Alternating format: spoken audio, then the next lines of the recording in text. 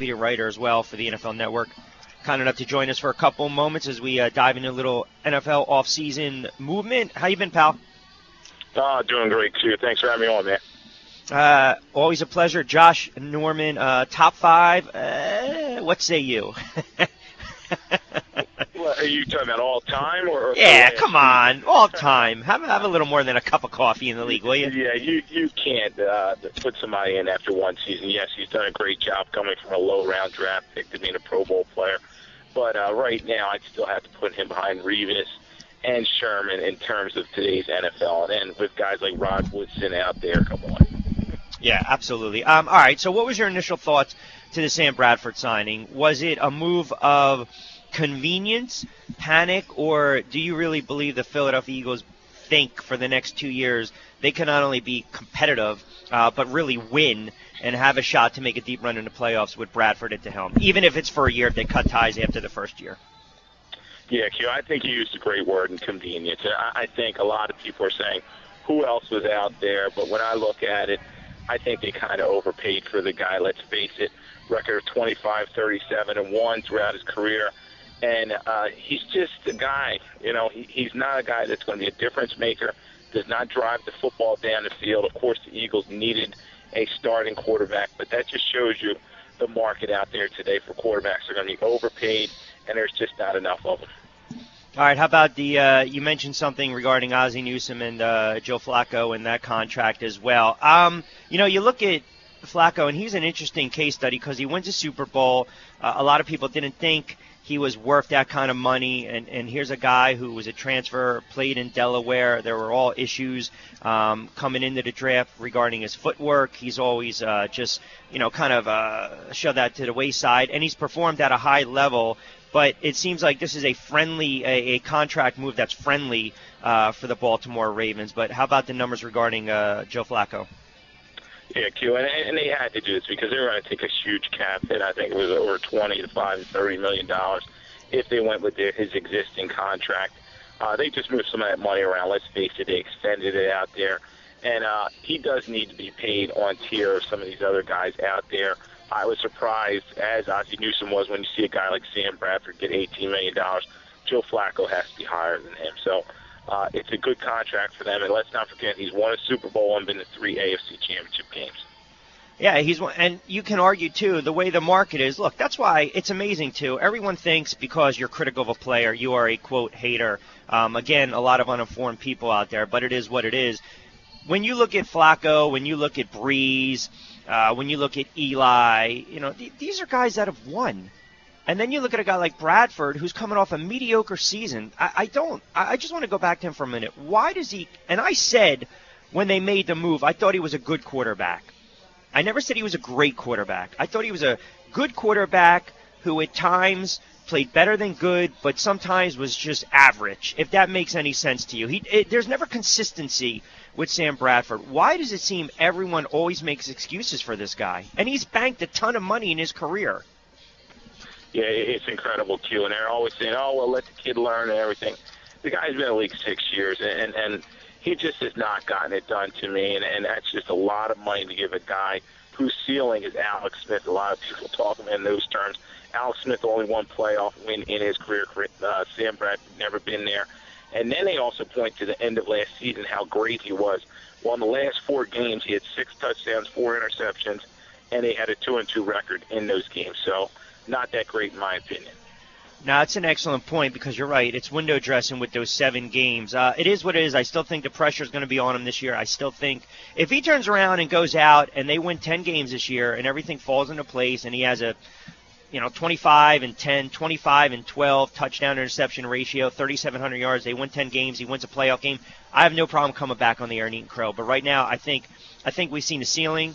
I think I think a lot of people, they're smoke and mirrors with Bradford. And here's another thing, too.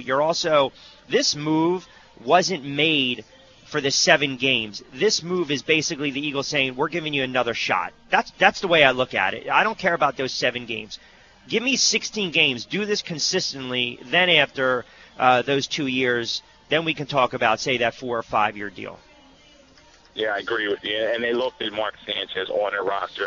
and they basically compared the two of them, and they took the lesser of two evils, and we're just going to have to see from there. I think in the second year it's not as expensive to keep him around. Maybe they cut him, and it's almost like a one-year deal, but he's got to make good this season, as we were just saying, and I do believe that the Eagles will bring in a younger quarterback to kind of learn underneath Sam Bradford.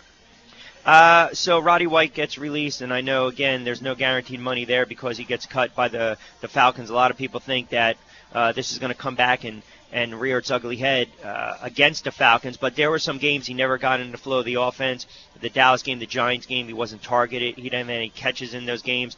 I still think he's got a little bit of gas left in the tank. You know, where would be and right away New England comes to mind. I mentioned the Eagles as well as a veteran wide receiver. Would there be any takers? Do you see a landing spot for Roddy White? Well, the thing is, Chewy, it's a win-now league, and you need a veteran guy like him. Let's face it, not the same guy after that knee injury, and Julio Jones is the main guy down with the Falcons. So, you know, any team that's kind of ready to take that playoff step, whether it's the Ravens or the Steelers need another backup, I think he's going to be able to come in there and contribute and be a solid veteran. How about Foster in Houston? You know, here's a guy that signed a ton of money, injuries as well. We know the life expectancy of a running back. I mean, for a player years ago it was 5 years, then 3 years for running back. But how about Foster going forward? Yeah, Foster's going to have to wait and see, and that's the market for an older running back that's kind of expensive. We saw that last year.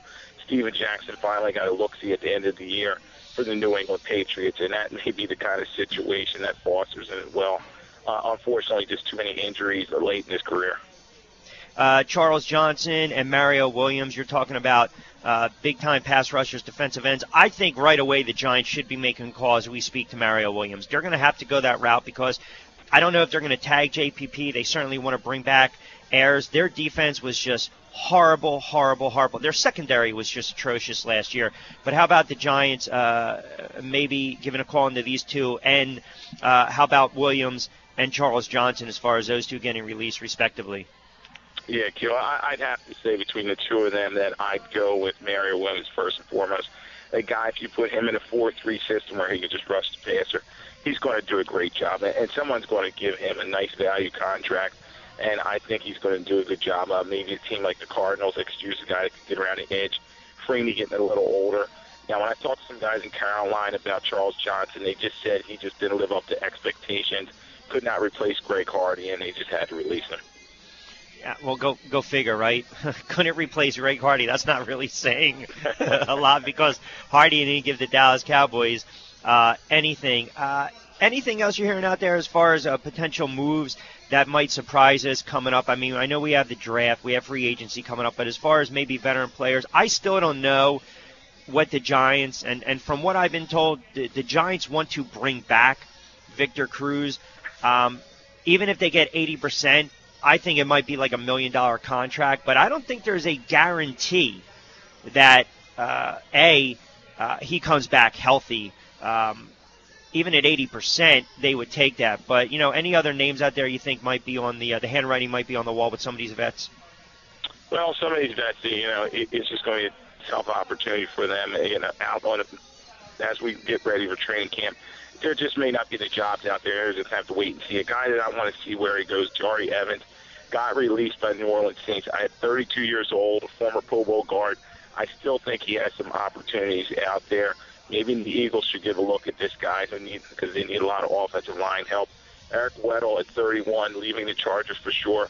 He's going to get some looks out there as well. So there'll be some movements in free agency. Don't forget that period starts March 9th when the league year starts, and they can also have some bargaining as they lead up to that date starting on Monday.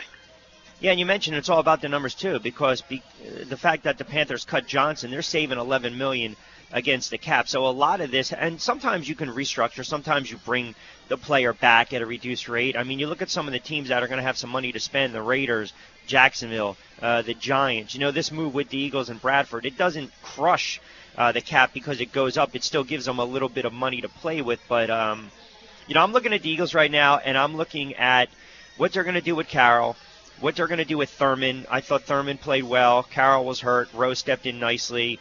I thought the biggest move that the Eagles made thus far this offseason was hiring Jim Schwartz. What are your thoughts on that? Yeah, Jim Schwartz was a great hire for them, a guy that knows coach attacking scheme, a 4-3 system that will fit what the Eagles want to do. And then let's not forget they signed Vinny Curry, brought him back. I think they're going to make Fletcher Cox happy as well.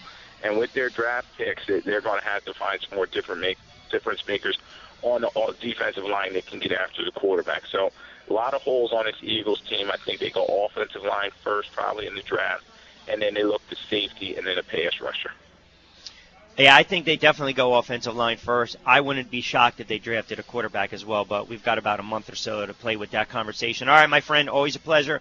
Appreciate it greatly. We'll talk to you next week. Have a great weekend. All right, thanks, Jeremy. I'll talk to you later. All right, you got it, Lloyd Vance. Good stuff.